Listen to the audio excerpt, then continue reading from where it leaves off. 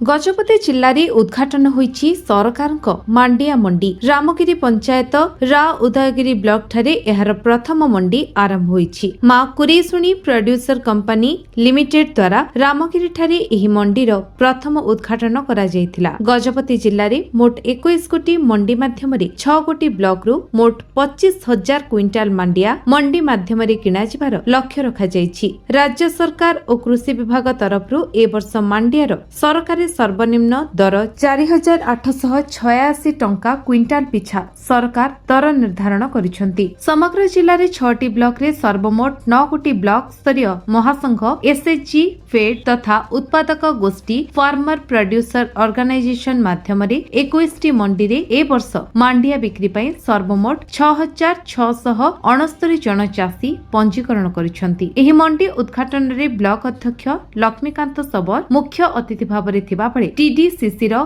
शाखा मुख्य तथा पीआईटीडीए श्री अंशुमान महापात्र, जिला मुख्य कृषि अधिकारी एम प्रकाश राव, जिला कृषि अधिकारी बिरंची मंगराज तथा ब्लॉक कृषि अधिकारी भावेन्द्र मुर्मू, स्थानीय सरपंच श्री अन्न अभियान जिला संयोजक गगन बिहारी पाल और प्रियंका कुमारी, आईटीडीए रो कर्मकर्ता तथा शिवाजी प्रधान, देवव्रत स्वाई, अरुण मिश्र तथा श्री अन्न अभियान ब्लॉक अधिकारी, सुरक्षा एनजीओ रो कर्मकर्ता, मा कुरेसुनी प्रोड्यूसर कंपनी समस्त कर्मकर्ता और बोर्ड ऑफ डायरेक्टर और चाषी माने मध्य उपस्थित थिले। मांडिया को उन्नत तथा सर्वनिम्न गुणवत्ता एफएक्यू मानर आनी मंडी रे देबा सह चाषी माने उपकृत हेबा पई कही मा कुरेसुनी वरिष्ठ कर्मचारी तथा प्रसन्न दलाई सभा को सांग करथिले। गजपति रेणुबाला बेहरा रिपोर्ट, विश्व विजय न्यूज ओडिशा।